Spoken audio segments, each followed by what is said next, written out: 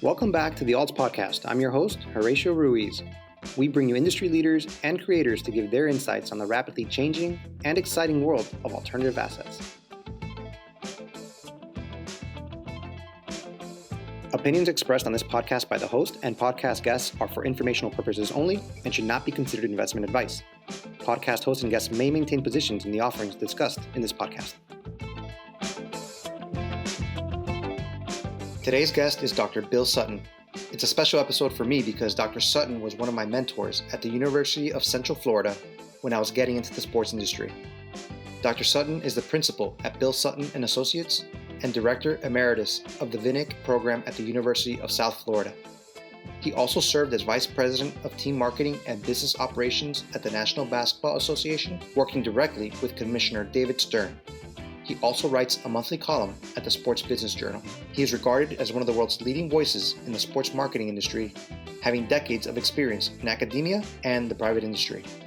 I hope you enjoy my conversation with Dr. Sutton.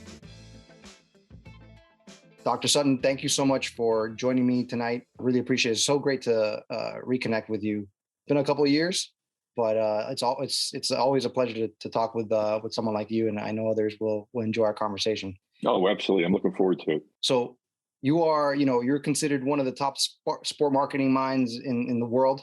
You've been both in academia, you have the private industry experience.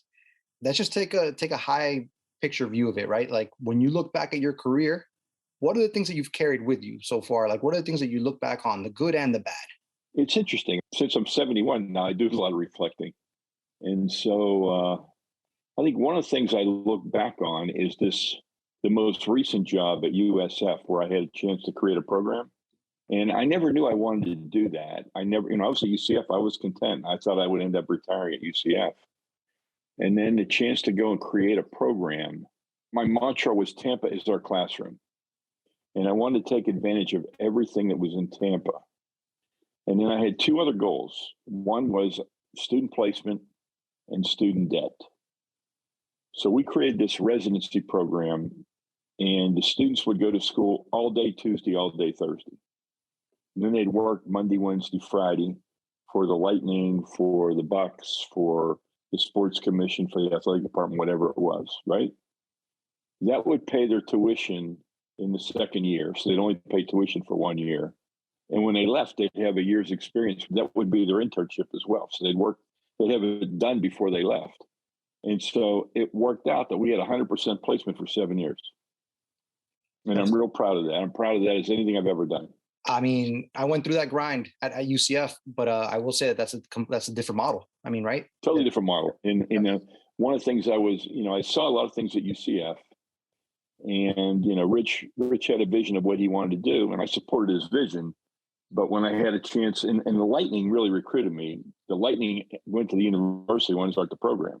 It was their model, and I just fell into it and expanded on it. They were going to offer me 10 positions for second-year students to work every year.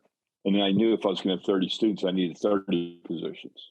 So we went out and got the 30 positions, and it was great. I mean, I really enjoyed it. It was one of the most fun things I've ever done. And, I tell everybody, I said, I've done a lot of great things in my life, had a lot of fun things I've done, but there's probably nothing more satisfying than helping a student start their career.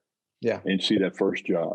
And it's just amazing. It's just unbelievable. So, for the listeners, I got to say, when I saw that you were leaving UCF, it was a little bittersweet for me as a student because, and I saw you were going to USF because immediately I knew that, what you were going to start at USF, whatever it was going to be, top notch. And I was like, man, UCF is losing, it's losing something there. And Dr. Lapchick did a great job of, finding a replacement, I guess, if you will. But it's true what you were able to accomplish at USF, and you were there for about 7 years. I was there for 7 years, and we ended up, when I left, this year we're the number 3 program in the U.S., number 3 in the world in the rankings, and I'm excited about that. And I had a really good succession plan. I was going to stay for 5 years, Horacio, and then I told Mr. Vinik, who is absolutely the best owner I've ever seen in all sports. He has a heart bigger than Dr. Lapchick's, if you can believe that. I told him, when they hired me, they had a press conference. In the press conference, I was on tape. I said everything I was going to set out to do. And I looked at Mr. Vinik and I said, if I do all that in 5 years, I'm going to come back to you and ask you to name the program. So I did. He named the program, and then I had agreed to stay for 2 more years to do a succession. But Horacio, you've never met anybody like Mr. Vinik. He's unbelievable. He gives away $50,000 of his own money every home game for a hero of the community. Wow. Like he would pick you and say, Horacio, you're a hero of the community for what you do. Here's $50,000. What 501(c)(3) would you like to donate this to? And so it goes out in your name to whoever the charities are that you vote on. That's every home game. Every home game. Wow. And he made his mark, Horacio. When they were on the NHL lockout, he did it for every scheduled game, games that weren't even played. He's just unbelievable. I've never met anybody like him. You don't hear about things like that. As a casual sports fan, I would never know that an owner does something like that. So with your experience in academia, you started your own sport management program at USF. You had this high profile job. You're VP of marketing at the NBA. How do you balance that? Like being academia, working, in the private industry, were you always compelled to work in one or the other? And I know you just mentioned talking about, being able to start people's careers. Like, did you always feel that pull where the most amount of, satisfaction that you got personally and professionally was when you were working with students? I'd say so. I taught for my first 8 years of my career. I did 4 years at Robert Morris and 4 years at Ohio State. And after 8 years, I looked in the mirror one day and I said, you advise all these students on how to get a job and how to do this and how to do that, but you've never done it. So I decided to take a time out, and I took a job with a sport marketing company for 3 years. And during those 3 years, I learned that I knew a lot more than I thought I did, and I learned some more things. And then I decided I wanted to go back into teaching, and the opportunity came to go to UMass, so I did that. And I was very, very happy. But then when I was at UMass, it kind of dawned on me that I like doing both. And so I coined the term pracademic. So I never consider myself an academic. I consider myself a pracademic. And a pracademic is somebody with one foot in both worlds. He tries to blend the industry with the classroom. And so when I left UMass and went to the NBA, and it just dawned on me one day that I missed the academics too much. And what I should do is I should start my own consulting practice for my pracademic side and go back into teaching. And that's when I went to UCF. And so when I was at UCF, when you were there, those little projects that we did, that was my way of bringing the industry into the classroom. We call it experiential learning now. I don't know if I called it that then or not, but it was important. And, it let us do some really interesting things like class trips and have projects and everything. So it was a great way to do it. And I think by the time I left UCF, we were doing 4 or 5 projects a year. And it was crazy, but it was fun. And the students got a lot out of it and they enjoyed it. Yeah. I will say that, that year and a half that I was at UCF was probably the best 1.5 years, of my life up to that point, by far. Just because of the way that the program was, and just with the projects you said, the experience that we had the partnerships with the Orlando Magic, and we were also out in the community doing community service. We were just doing a bunch of different things. You're right. It wouldn't be the same if we were just in a classroom learning about some stuff that, we had no clue about, right? We're out there doing it. And it was the whole thing. I wanted you to be able to visualize what it would be like when you went out in the workforce. What better thing to do? Because they were people that graded us. We the industry people helping grade. Yeah. And that having that skin in the game gave you that realistic feeling that you were working for somebody, not just doing a project for your professor. And that's what I always wanted the feeling to be. Absolutely. Yeah. I remember presenting a project in front of the president of operations for the Atlanta Hawks. And I remember that vividly. And I remember the relief when it was over, and then just feeling like a job well done, and then getting exposed to these other avenues after that. I want to talk to you a little bit about your time at the NBA. You got from VP of marketing, and you worked under, there's a whole different things, but what was that like? Okay. What was it like to work at the NBA at the executive level? You started in 2000, I think you left maybe 2006. Yeah. Was it like a pressure cooker? Was it something that you were it was like a fairy tale almost, or a little bit of both? A little bit of both. In the first year, I was on sabbatical from UMass. So I was like a glorified intern, but I was Commissioner Stern's intern.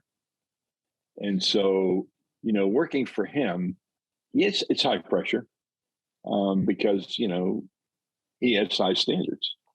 And I learned a lot of valuable lessons. Like I learned one of his mantras was, No matter if it's good or bad, I need to know. And so, that sounds easy, right? But when you have to deliver bad news to somebody that has a little bit of a temper, it's not always the most pleasant experience.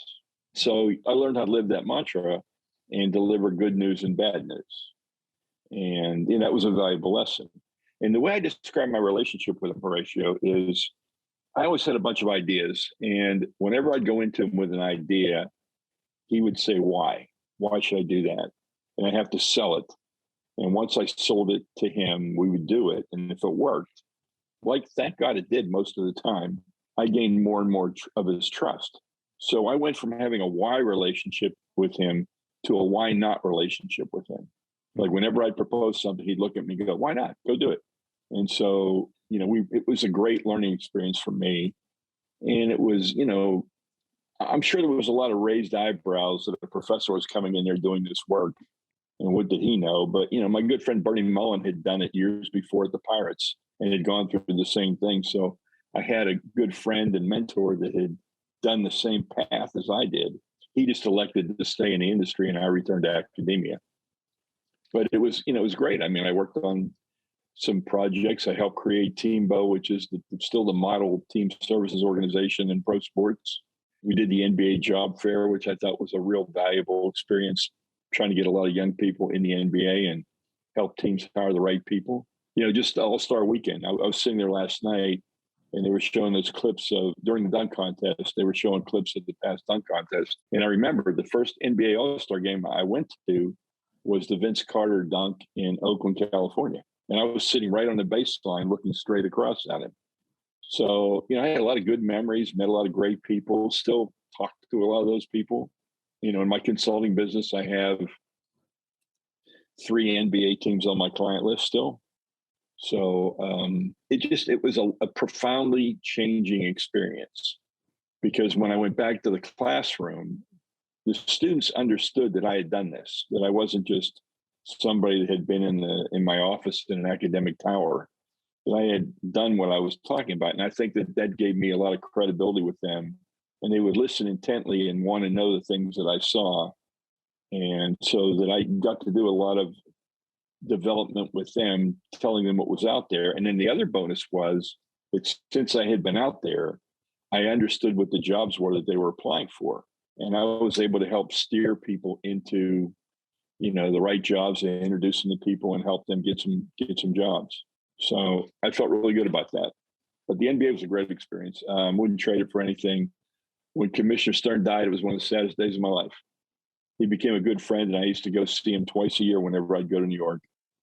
And I would, Horatio, just tell you this little story. He loved cookies.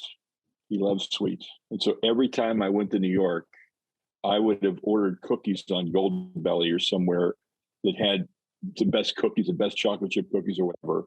Or I'd bring him cookies from Savannah and from Dallas and from the West Coast. And we always would sit down when I came and he would tear into the cookies and we'd have cookies and milk for half an hour. And that experience was priceless. I know you've cited David Stern as a big influence in your professional life, personal life. Could you talk a little bit more about that? Like, here's the thing, like from my relationship with you, right? And Dr. Lapchick, like you guys were the bosses, right? And you guys drove the program. I have a hard time seeing you taking orders from another guy, Trust me, when he barked, I submitted. When he yelled jump, I jumped. I don't know what it is, Horatio. It's one of those guys he had that command. And, but I respected him. I feared him, because that was what he wanted. He knew your buttons. He'd push your buttons. I'll tell you a story, Horatio. He loved The Sopranos. It was his favorite TV show. Okay. I think sometimes he thought he was Tony Soprano. If your phone rang between 10 and 10:30 on a Sunday night after The Sopranos, it meant you were in trouble, that you'd done something wrong. So my phone only rang once. And it was like, I answered the phone. He goes, Bill? I said, yes. He goes, David. I go, hey, David, how are you? He goes, well, the real question is, how are you? And I said, well, I'm great, David. He said, you have a nice weekend. And I said, yes. He goes, well, good, because you ruined my weekend. And then he went on to tell me what I had done that ruined his weekend. And Horatio, for the next 2 years, whenever I would watch The Sopranos, I would actually sit and tremble until 10:30, hoping I wasn't going to get a call. But it was his way. Yeah. It was his way of, making sure you understood the consequences of your action and how important your role was and, what he expected of you. And so, like I said, I only got that one call. Thank God. Once 10:30 rolled around, you knew you were in the clear. Yeah, but it still took me till about 11 before I was relaxed enough to go to sleep. It was like 10 to 10:30 was suspense. 10:30 to 11 was like cool down after a workout. Get your heart rate back down.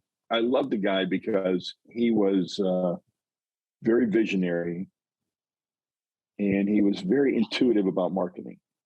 And people would say, why don't you have a chief marketing officer? And his response was always, I am the chief marketing officer. And then, you couldn't argue with him. I mean, he'd have an idea and he was usually right, or he had an intuition. I do remember when variable pricing came in, and we had to have that talk with him because he was not a fan of variable pricing at first.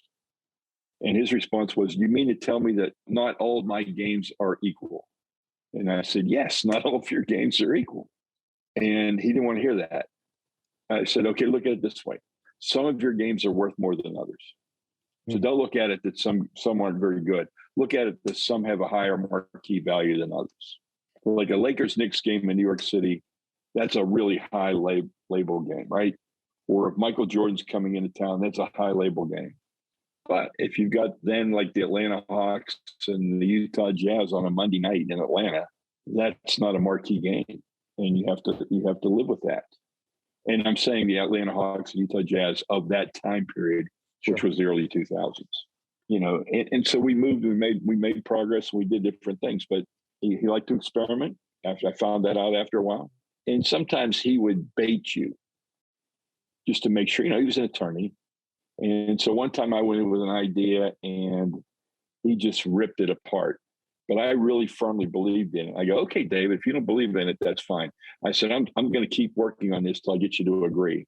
And I was ready to storm out of his office because I was kind of mad. He goes, whoa, wait.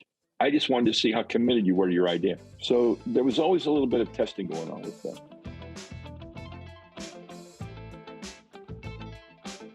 You always hear that a little bit, that a lot of the great leaders, right, or a lot of the influential people, they kind of play mind games a little bit. Absolutely. Like, you remember when the NBA dress code came into play?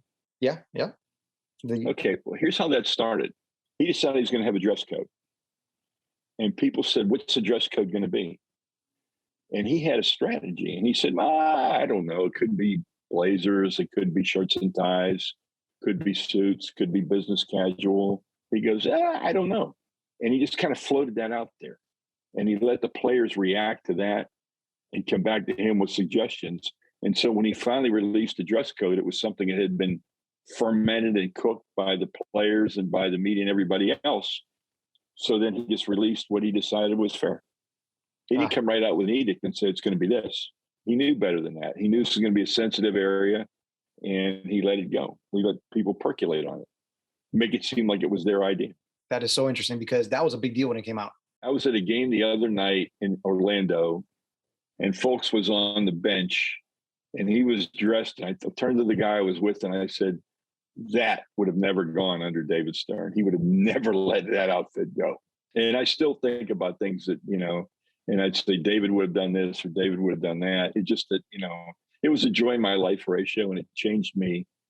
And it really gave me a brand that I didn't have before. It gave me a stature in the industry, having worked for him. Let's talk about, like, you mentioned your consulting agency, Bill Sutton and Associates, and you still go out on the road, and you said you still have 3 NBA teams on your deck.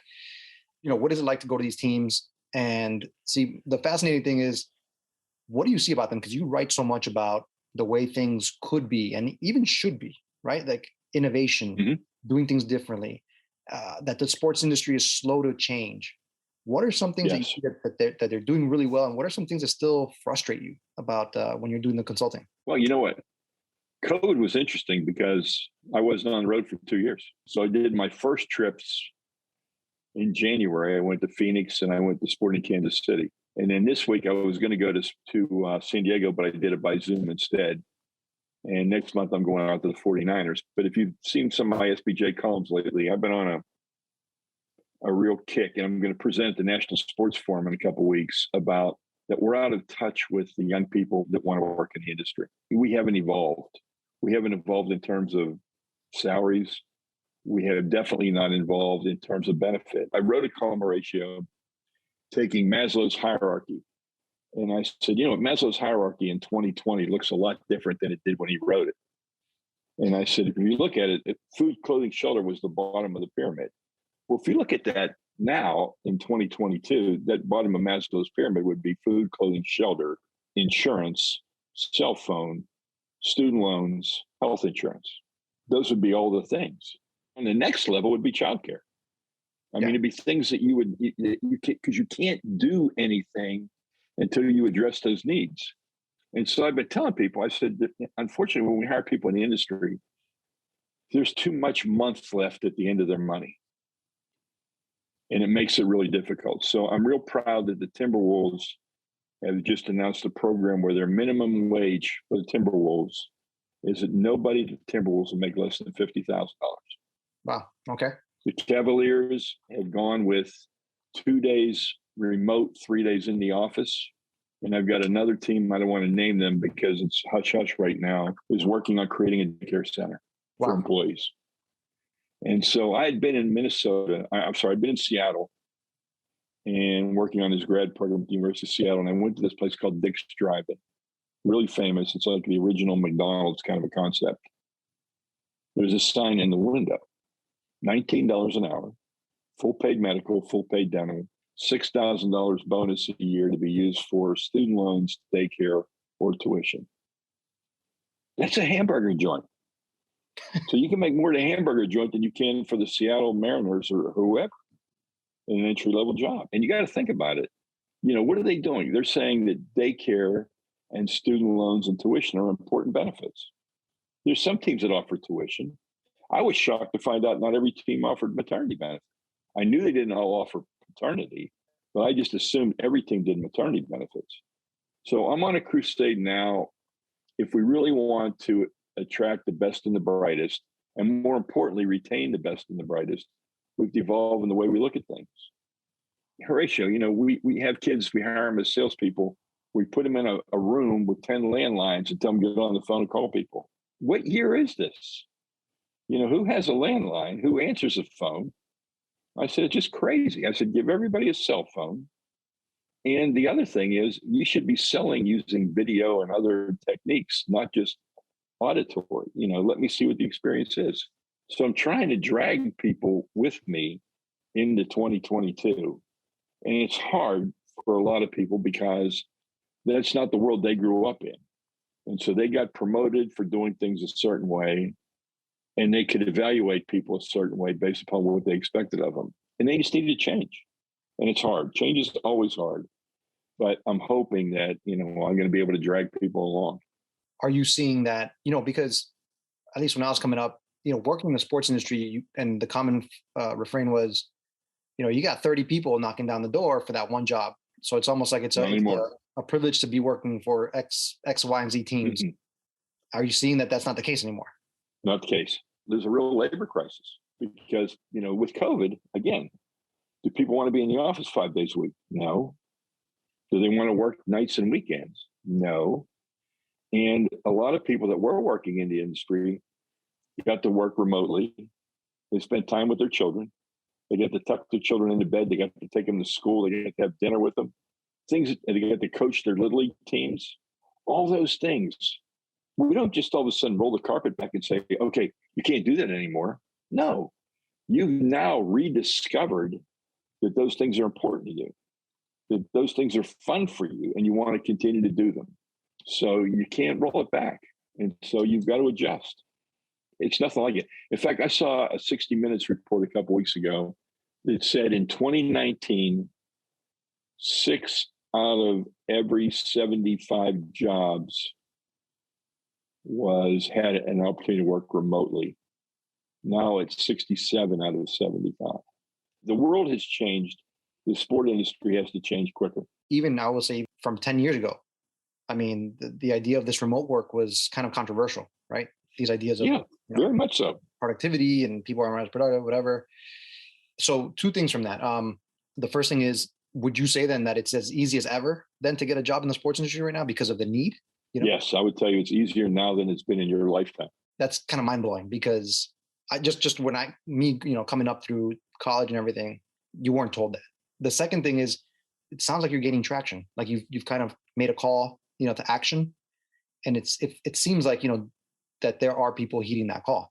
There are some people heeding the call. I've gotten some, Abe Madcore, I wrote it in SBJ, and then Abe did a podcast with me on it. And we talked about it, and we've gotten a lot of positive reaction from it. And some people that I thought couldn't change have changed. And some people that I knew needed to change haven't changed. It's one of those things. I mean, I've had, as a consultant, you always have ideas. You always have things you want to do, right? And things you think somebody should do. Well, as a consultant, that's one of the biggest lessons you have to learn is all you can do is offer the idea and explain why it's a good idea and explain the benefits of the idea, but you're not there to do it. Doesn't fall on you. So sometimes they don't see it. They don't fall through with it. You want me to tell you my most fun story as a consultant? Yeah, absolutely. All right. So I'm walking through San Diego one morning. I get up early, go have breakfast. And I'm walking up, about a good, 3/4 of a mile to the restaurant I wanted to go to. And I see all these people out walking their dogs. And I'm just saying, damn, I've never seen so many dogs in one city in my life. This has to be the most dogs I've ever seen. So this just stays with me. And I go into the Padres offices that day and I go, you guys need to sell season tickets to dogs. And they look at me like, you are out of your mind. And I go, hey, hear me on this. I said, I have a dog. And I said, when I come home from work, I take the dog for a walk. I feed the dog. And then I'm hesitant to go out again because I've left the dog alone all day. Hold that thought. And I said, remember when Michael Vick was in dog fighting? You remember how long it took PETA to shut down Michael Vick in the NFL, to shut it down? Less than a day. There was no innocent until proven guilty. It was guilty that same day. So these people are powerful. I said, a third thing, I said, you play in Petco Park. I said, how logical is this for you? And I was thinking, they have this park within a park at Petco Park. I don't know if you've ever seen it or not, but during the day, the park is open, not the baseball part of the park, but the footprint. And there's a little park in there and a little knoll, and you could sit outside on a blanket and everything. So I was thinking, you could just bring your dog and sit on a blanket here. It would be great to watch a game. And so we started kicking it around, and they went back to Petco, and they decided for a trial basis, they would create 8 dog suites, all right, under the scoreboard. And a dog suite was AstroTurf, fencing on 3 sides, an umbrella, a dog water bowl, 4 chairs, and you could have 2 dogs in your dog suite. They roll it out in July. They sell it out in 10 days for the rest of the season. And they got people coming from the Giants, from San Francisco, they're going to bring their dog down on vacation now to go to the game with the Padres because they can bring their dog to the game. Then Petco puts a certified dog trainer out in the area to maintain order out there. And if you want to go to the bathroom, the dog trainer will sit with your dog. Or if you want your dog to go to the bathroom, you don't want to leave, he'll take the dog out to go to the bathroom. But there's also a display of all these Petco products and a couple seminars on dog training. So it's a beautiful thing. Then they expanded it to you can bring your dog now every game, Petco Park. It's sweet or no sweet. That's a sponsorship activation just waiting to happen right there. It was perfect. The funniest thing is I write this press release to try and sell. I'm still trying to sell the idea before it gets approved. And I write it like I'm a dog. And I write it like I'm Rex. I'm the Labrador Retriever. I said, Mary's my pet owner. Mary and I love the Padres. Mary comes home from work. We go for a walk. We come back and eat. And then we sit down and watch the Padre games. But Mary's tired. She falls asleep. I'm alone again. So I want to be able to buy season tickets and take Mary to the Padres games. I'll get an extra walk out of it, and maybe they have dog ice cream at the game. And Mary and I can watch the game together and go home. And that's just the way I think about it, because I had a dog. If I didn't have a dog, I'd probably never think of this. But I just put myself in that position saying, would I go to more games if I could bring my dog? And the answer is yes. That's all it was.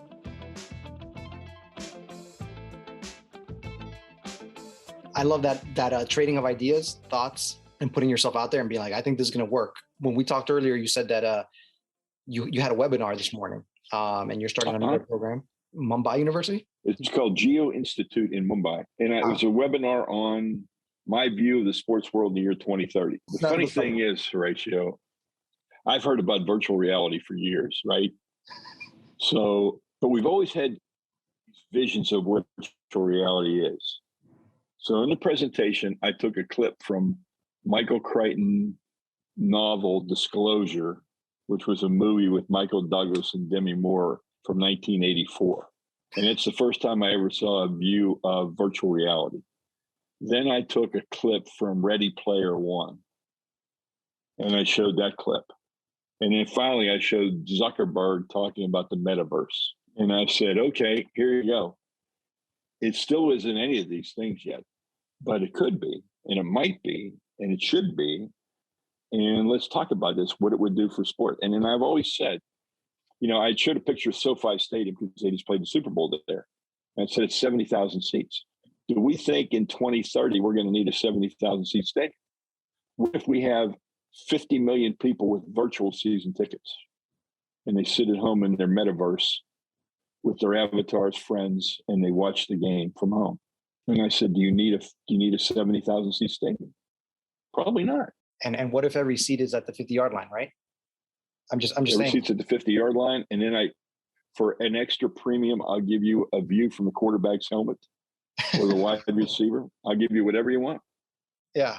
I used a quote today. There's a George Bernard Shaw quote that Robert Kennedy said, and I always quote it as Robert Kennedy because I heard Robert Kennedy say it when I was 17 years old, and it's affected me ever since. And the quote was, "Some men see things as they are and ask why.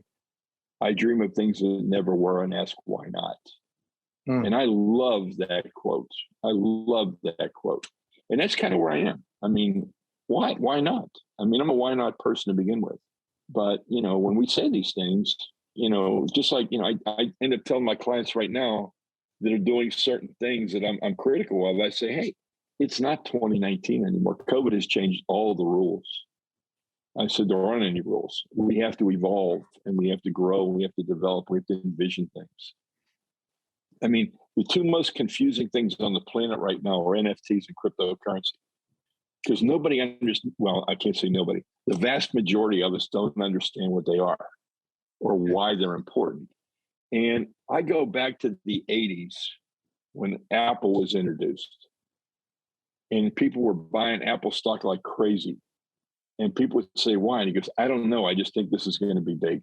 Nobody knew, personal computing, where that was going to go and how it was going to be. And then they learned to digitize music and they changed the whole way you consume music. You've got to be open to what could be, not what should be. What could be is a different category. It just lets you be open to possibilities. And I think, in my lifetime, I always tell people, look at as many possibilities as you can and then try and convert some of those into probabilities. And that's a good learning exercise for you. It's a good way to view life. Yeah. I mean, I'm looking forward to reading another Sports Business Journal article of yours talking about that. I mean, that's the metaverse, right? The automated reality, NFTs, like that's what's happening now. I mean, right? So what's happening now. And if you're not adapting that into your program somehow, or you're not sort of looking for ways to incorporate that into your thing, like you're missing out, right? Like, I mean, I thought about incentivizing season ticket holders with NFTs, right? Something as simple as that. The NFT having certain privileges. I mean, you could build on this stuff forever and ever, but you're just taking, And there's some NFTs that haven't been launched yet, like the Michael Jordan NFTs. I think those will draw an unbelievable amount of attention and generate an unbelievable amount of revenue. I've got a friend in Italy right now that has 7,000 pieces of video, photographs and recordings that the NBA is trying to buy from him. And we had a conversation today. He said, I know the NBA wants to buy these and cash in on them and make money on these things. I said, sure. And he goes, well, I have a price in mind. If it's not this price, I'm not going to sell. I said, sure. I said, you probably get some things that are really rare. You could make your own NFTs and put those out on the market and probably make more than you're asking for from the NBA. Yeah. But it's a question, do people understand what it is? Do they understand? I mean, people have enough time understanding a reverse mortgage, let alone crypto and NFTs. I explained it as well as I could explain it today. An NFT, the great thing about NFTs is digital. You can move it around, and it's based on crypto, so you could sell it, and you can't counterfeit it. You can't alter it. So, it's blockchain has created something that's, non-fungible, as they say. That's the N and the F. So I just think that, you have to understand these things regardless of whether or not you want to use them or not, but you need to understand it. What video does the NBA want to buy? Is it Jordan? No. It's this gentleman from Italy that was a reporter, and he covered the NBA for years and years and years, from the 60s and 70s. He's got Kareem Abdul-Jabbar in a jersey nobody's ever seen him in. I mean, he's got some really rare collectibles, everything, photographs, videos. It's amazing what he has. So we'll see. So you have networks. You know people for decades. You have a bunch of students that you've mentored and placed in different places, probably the world over. I pride myself on staying connected to people that are important to me. So this past year, I played in a fantasy football league, all right, with students I had in 1982, 83, and 84. Yeah. To me, that's incredible. I talk to these people all the time, and we've evolved. We go from student to alumni to friend to sometimes employer. Yeah, I've worked for some of these people before as a consultant. So, I mean, relationships are the heart of who I am. And I think they should be for everybody. I mean, your relationships are your currency. It's who you are. And it's don't just talk to somebody when you need something. Talk to somebody when you just want to talk to them. Yeah. Every Sunday night I do a Zoom call with one guy I went to grade school with and three guys I went to grade school. One guy I went to grade school and high school with and three other guys I went to high school with. We do a Zoom call every Sunday night at 7:30. If it's important to you, you'll make the time. And that's what it is about a network. And I mean, I had people call me up and say, hey, I hired one of your students. Do you have anybody else? Do you have anybody else you'd recommend? And so, those relationships are really important. I miss my David Stern relationship, and I haven't really replaced that one. Mm-hmm. You mentioned that. Is that sort of like someone that you can learn more from? I can learn from anybody. I learn from just, I'll talk to people that are doing something I don't know about. I want to find out about it. I'm curious about it. I think being intellectually curious is one of my passions, one of my drivers.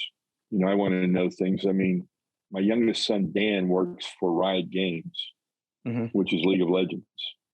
And so, when he was involved in the Arcane project on Netflix. So when that came out, I mean, I'd never played League of Legends in my life, but I watched Arcane and I was curious about what a graphic novel would look like in animated form. And I got to see it. And, I was interested. Am I going to take up playing League of Legends? No. But I can appreciate the depth and the challenges of it. Yeah, absolutely. When you're exposed to these different things, you just learn more about other people as well. What are people in your network saying, like in terms of like the sports industry post-pandemic? Like you said, things are different now. What feedback are they giving you? The buzz in my network right now is we're all disgusted with baseball, and that you can't get a deal done because you're so adversarial. I mean, you're adversarial before you even sit down and negotiate. You're already adversarial. You're adversarial in the meeting. Whereas, I'm an NBA guy, and the players in the league are partners, and they share the revenue, and that seems to make for a very cooperative way to play the game, way to move forward. It's visionary, and the NBA can concentrate on being in 200 different countries, and MLB can't get out of its own way. Yeah. I look at the NCAA, it's a mess. I look at NIL and the transfer portal, and you put those two things together, and everything that was illegal for the last 50 years is now legit. I can give you a car and have you come down to the dealership and sign autographs and pay you to do that. Are you kidding me? But that's because of bad leadership. I think that NCAA leadership is some of the worst leadership I've ever seen. Yeah. What are your, kind of quick thoughts on the NIL? Like, because, you had situations where, for example, a kid might have a championship ring or some new stuff and they couldn't, and it's theirs. It's their property. Yeah. It's their stuff. And it was illegal for them to sell it. Right. And right. I just remember that happening in Ohio State. That was a big deal. And yeah. I was like, why is it illegal for a kid to make money off of stuff that he owns? That stuff didn't make sense to me. No, I mean, I agree with the concept that these athletic students should have a right to profit from their work. Mm-hmm. And they generate a lot of money and they should share in that money. Mm-hmm. Now, that said, where's this going to stop? And I wrote a column on this in SBJ, and I said, the recruiting visit of the future is going to be a coach getting on a plane with a car dealer, an apartment complex owner, a couple restaurant guys, and a financial advisor, and flying to meet a recruit who's going to meet them with his or her agent to discuss their NIL deals. And that's going to be an influence as to where they go. Yeah. And in that column, Horacio, I said that the two programs I see benefiting the most from NIL deals are UCLA and USC. And I said, because of the entertainment value of LA and everything going on in LA, that's a market people are going to want to be in because it's a big market and they're getting a lot of alumni and a lot of opportunity to be unique and have their own brand in different ways. So watch USC, which is already off to a roaring start. Yeah. With their coach and the transfer portal. And the transfer portal, just, if I'm not making enough money here, I'm going to go somewhere where I'm going to make more money. So maybe people will stay in school longer. Maybe that's going to be the benefit from this if they really are going to school. But if you're transferring 3 or 4 times, are you really interested in going to school? It's just a bad thing. It's just crazy. It could have been handled much, much better, but the NCAA let it slide. The states jumped on it because they didn't want their universities to be second class. And that's what you have. You got a mess. You got a mess. Yeah, it is sort of like a thing that everyone's just kind of, hey, this is just the way it is now. And you just shrug your shoulders and you go on. And you kind of go on and you kind of ignore it. Yeah, but it's kind of like, who's checking in on this stuff? Let's talk about Bill Sutton and Associates. You mentioned that you've been doing that for a while now.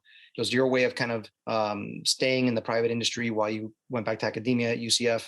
Now I'm just doing it to stay sharp, to stay involved. I do enough that I'm happy and I like it. I wouldn't want to do it any more than I'm doing it. I have 6 clients now and this project in Mumbai, and that's plenty for me.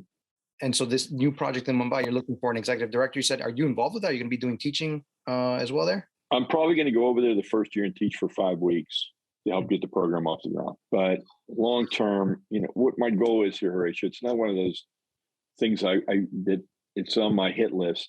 If sport is really global, then the people entering the industry need to understand what global means and they need to have a global experience. So like 3 years ago at USF, we started taking the students abroad for a week when classes were over. And we went to London for 2 years just to get them used to being out of the country. Last year before COVID, we went to London and Barcelona so that they'd be out of the country, but then they'd experience the language. So that's, one of my thoughts.